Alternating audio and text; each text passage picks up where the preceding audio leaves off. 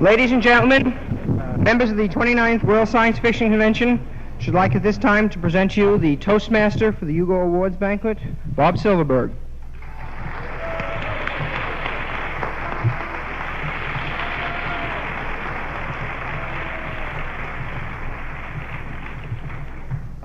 Welcome all of you to the awards banquet of the 29th or whatever World Science Fiction Convention, the Noreascon, or the Satyricon, as I've heard some of you calling it,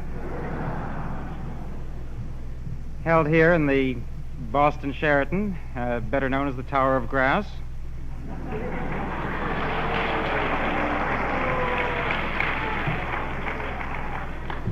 It's a great pleasure for me to be up here once again. It's now 3 years since the last time I presided over one of these affairs. In 1968, I had the rather somber pleasure of officiating at the longest banquet in the history of science fiction conventions at the Baycon. It ran something like 5 days. I figure that it wasn't my fault, but things did get out of hand. I figure that I do owe you some time back from the Baycon, and therefore we'll proceed now to award the Hugos, and then we can get along to partying.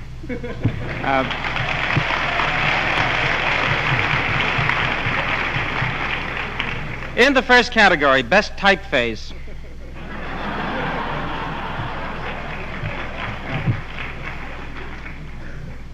Should I save them, Tony? Give them out to the people who deserve them.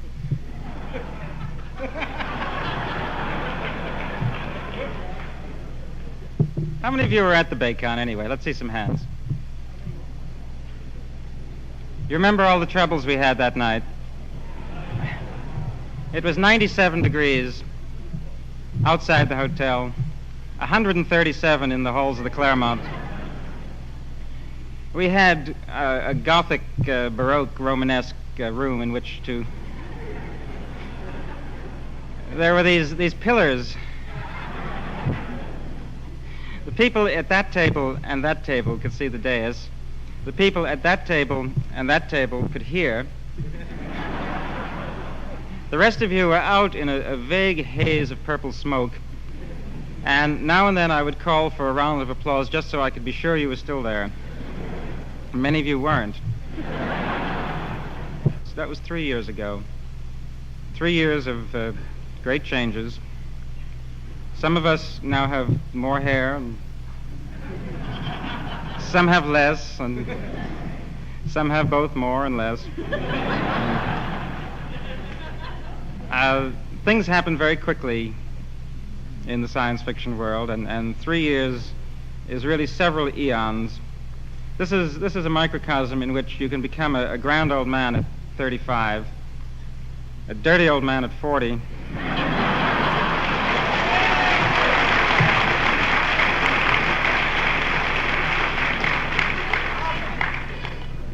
and in fandom you can become an elder god at 23, apparently. The new generations tumble one past the other as quickly as possible. The critics are quick to acclaim a new Brunner, a new Silverberg. I hope those terms are meant more fondly than the new Nixon we're always hearing about.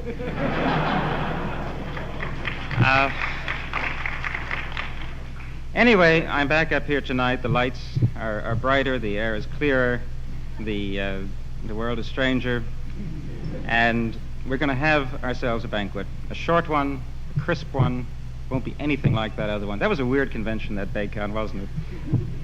This isn't a weird convention. This is a slick convention. That's a whole different concept. Up here on the dais with me are a bunch of people whose names you're probably wondering about. Some of them helped to make this convention what it is. Some of them tried their damnedest to keep it from becoming what it is. In any case, I will identify them to you. I ask you not to applaud individual names because that would be invidious, and Isaac in particular would be very unhappy. But let me tell you briefly who we have here. At the end, we have Mario Bosniak, the mad Yugoslavian, our Taft delegate.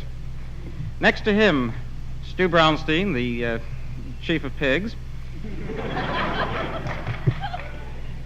Amy Brownstein, who is a lady related to him by marriage.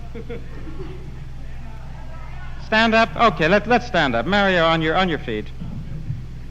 You can remain standing as long as you're capable.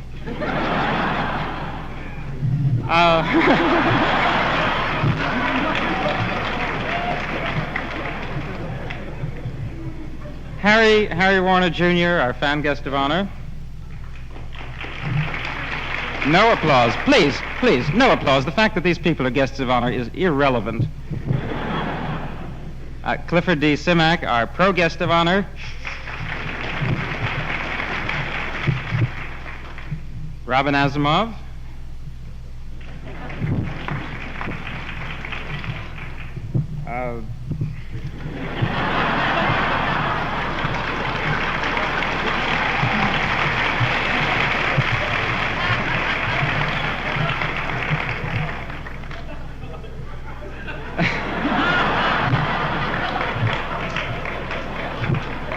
Isaac Asimov. The sensuous Dr. A. On my right, we have Barbara Silverberg.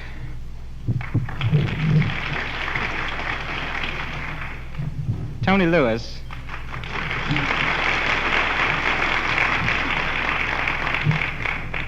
Sue Ford Lewis. Bob Shaw of Northern Ireland and points Linda Desmond and Bill Desmond. Shall we applaud now? Well, I told you not to applaud and you did it anyway, so now you can't.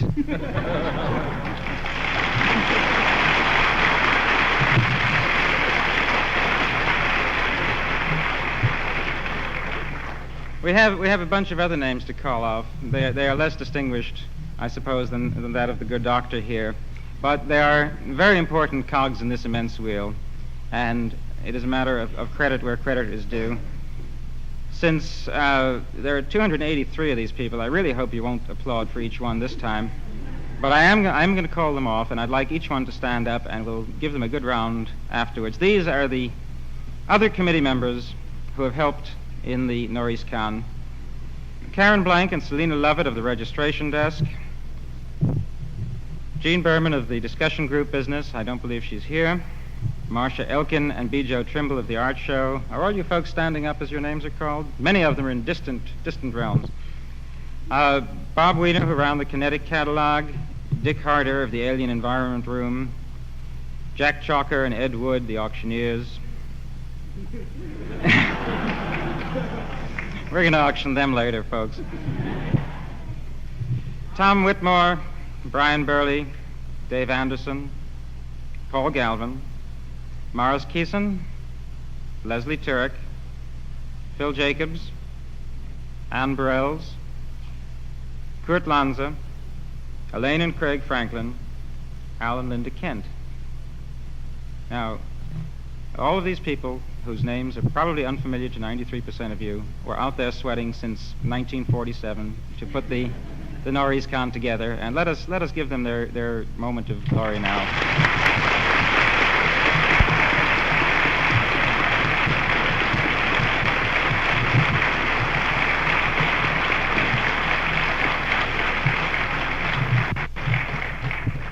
I think also, while we're handing out the eager boo now, we ought to give some attention to this tremendous hotel, this astonishing plate. Let's hear it for the Sheraton.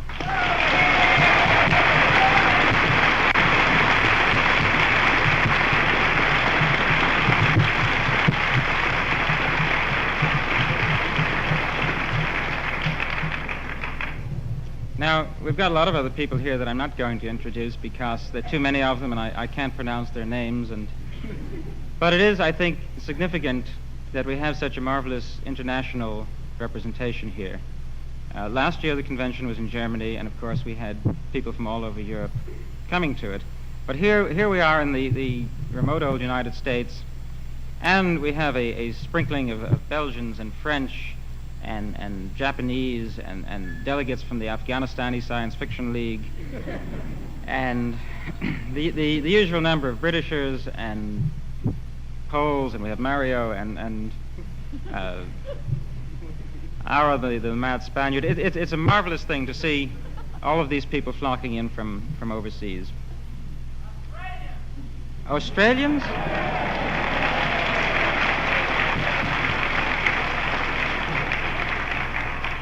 You may wonder why I left the Australians out. Last night, down at the pool, I found myself in the Australian party, and they gave me something called Australian beer. With either a walrus or a wombat on the can. I don't know which it was. But it blotted out my mind. In case you're wondering, incidentally, why I've chosen to conduct the banquet in Romanian, John Brunner last year did such a good job running it in German that I thought I would top him by studying an even stranger foreign language. And I see that all of you must have been studying Romanian too, and my hat is off to you. I understand that Cliff Simak will deliver his speech tonight in Portuguese, and Harry Warner is planning to speak in Pushtu. Did you all enjoy your dinner tonight?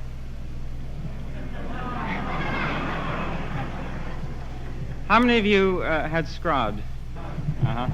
Now, I'm not going to make the usual and obvious joke about scrod. The pluperfect business, which is the first thing you hear when you land in Boston. As a matter of fact, those of you who think you had scrod tonight did not, in fact, eat scrod. What you had was swordfish. As originally announced some months ago before the Mercury scare, it happens that Tony, acting on behalf of the hotel, bought up a really big lot of swordfish, very cheap, and kept it on ice since last December. Sold it to the hotel commissary under the guise of scrod at a whopping profit.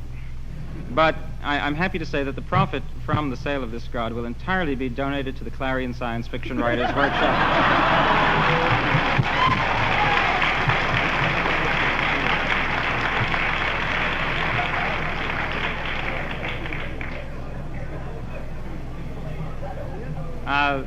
For the benefit of those of you who are attending their first Worldcon, that's a very complicated inside joke, and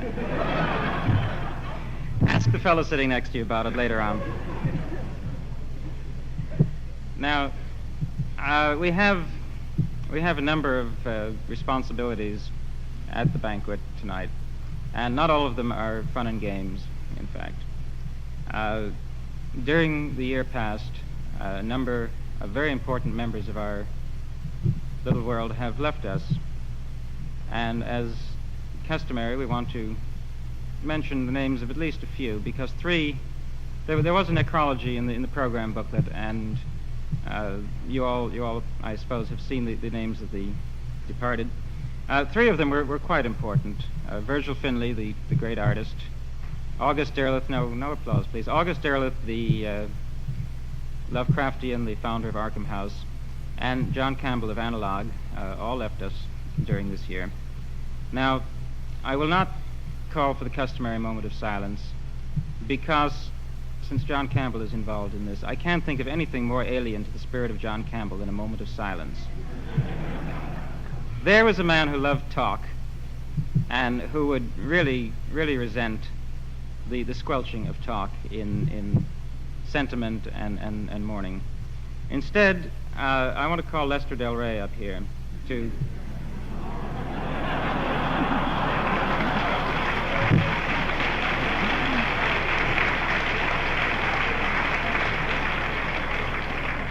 I'd like Lester to speak for a few minutes about John Campbell, and to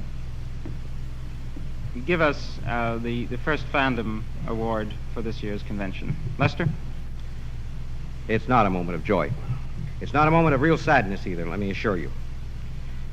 We are dealing with a man who more completely lived the life he chose for himself than almost any other man I can think of. That is why it is not a moment of sadness. It wasn't for him. It is for us. We've lost a great deal. But we also have gained a great deal. I have only one regret of any great size to bring to you tonight. I have a number of good things to say. John decided to do something that at the time was totally and absolutely impossible. No man could live off science fiction when he decided to, in the dim, dark days of 1928, 29, and 30, when a story paid a quarter of a cent a word, sometimes 5 years after the ending of the suit. And that's not a joke either. That was true then.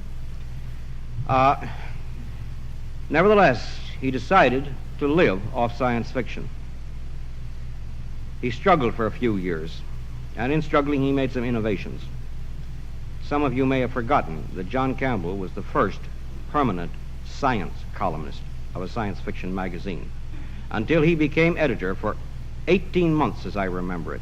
Every issue of Astounding Stories at the time ran one of John's science articles. This was pioneering.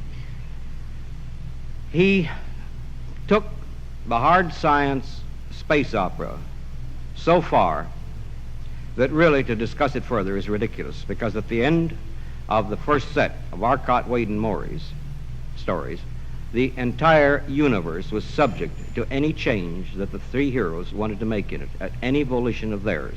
They could create and destroy at will.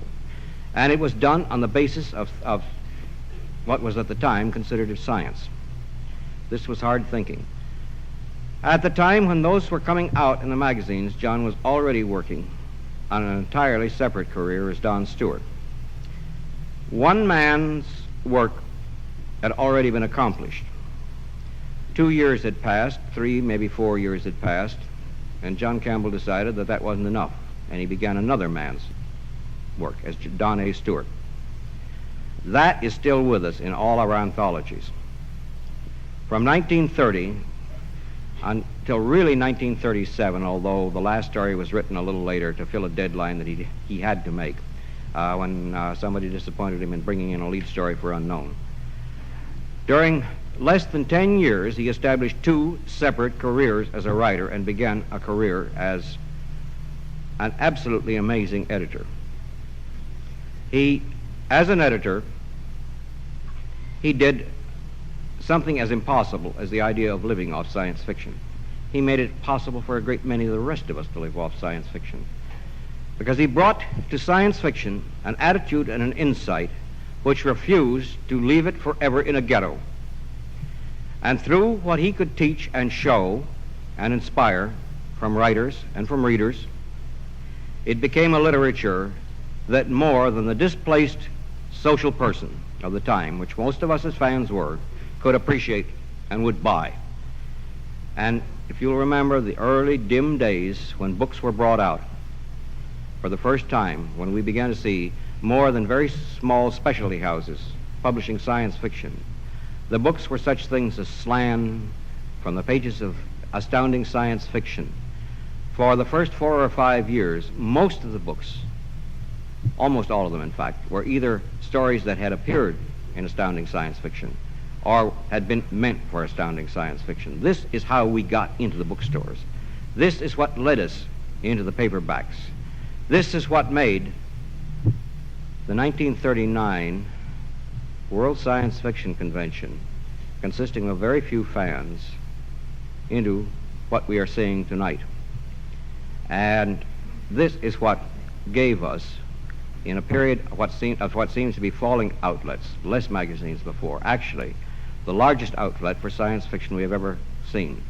John Campbell made the field. Let me put it this way. If any other single person, with the possible exception of Hugo Gernsback, who did it by accident to some extent, if any other man were taken away from science fiction, it would be hurt a little bit, perhaps. Doc Smith, yes, we would have lost space opera, but there were others beginning toward that. If Heinlein were withdrawn, it would be a big gap in our ranks. If Asimov were gone, I'm going to avoid the obvious thing, a little of our roof would be missing. There would be a number of gaps, but it would still be essentially the same. Remove John W. Campbell, and you would find that science fiction died as a small and insignificant pulp field sometime during the period of the great paper shortages and the following loss of the pulp magazines. It died mourned by a handful of advocates. That would have been its fate. One man and one man alone managed to save us from the death of every other category of pulp fiction, because he wouldn't accept us as a category. I think that is a very strange thing, and this is the only thing I am really bitter about. I think it is a very strange thing that a few days ago, when I looked on the book stands, there was not one single volume available of John W. Campbell or Don A. Stewart stories. I think our publishers and our editors had better do just a little thinking.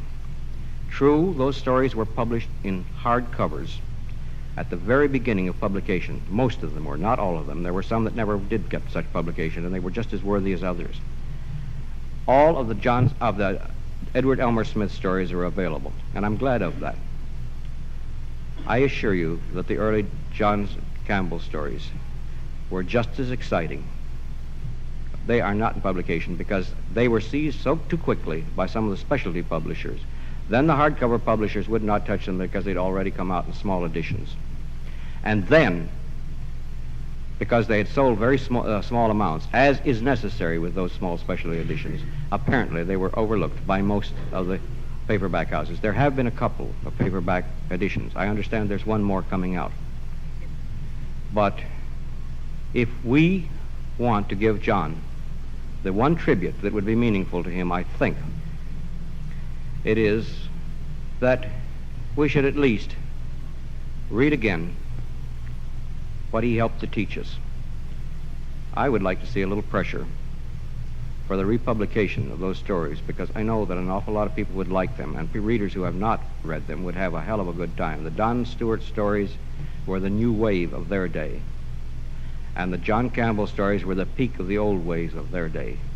And only once did the twain ever really meet, and that was in his works. Now,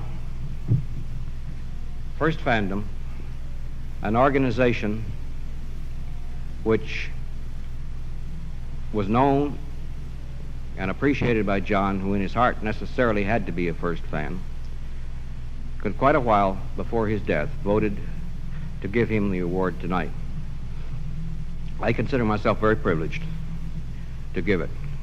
And even though it is posthumously given, I don't think John would have felt that this many people having a good time was any loss to anything, because he enjoyed people having a good time.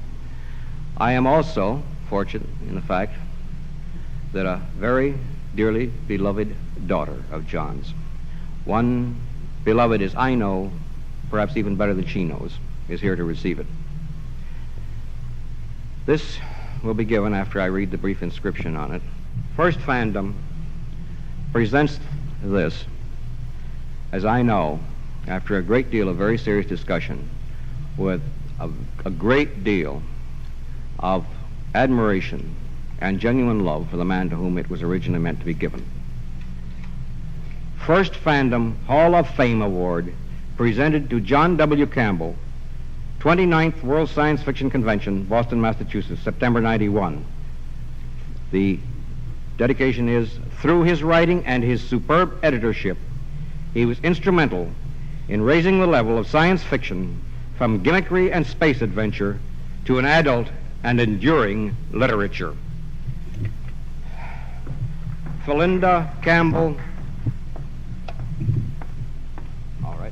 Philinda Campbell Hammond. This is a proud moment for me.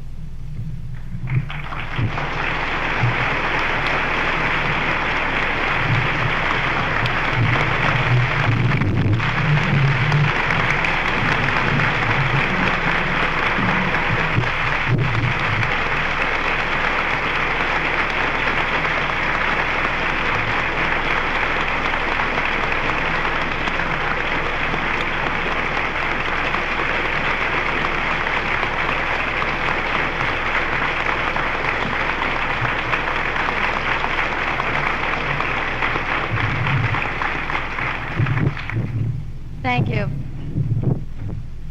My father lived for science fiction, and all I can say, were he only here to receive this. Thank you.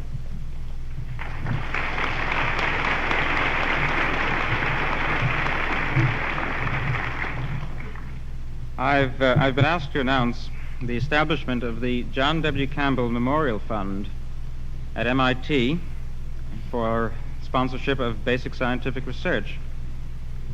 G. Harry Stein, who some of you may know from the pages of Analog, is the head of this fund.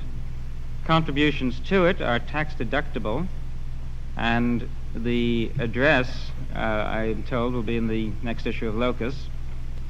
This, I think, would be the most tangible way of remembering this great man who has gone from us, even more tangible perhaps than subscribing to Analog. And the fund will welcome contributions from those of you whose lives were shaped and transformed by the work of John Campbell. I had a few snappy John Campbell jokes to tell at this banquet, because I always would tell a few John Campbell jokes. John was a big target, and a good target, and a great sport. But let's not tell him. It's too bad he's not here to hear him. We have a lot of other stuff to do tonight, most of it more cheerful in... Excuse me.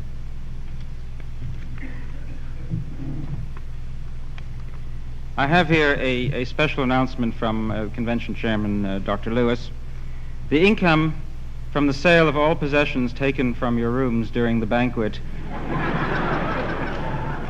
will be donated to the Clarion Science Fiction Writers Conference.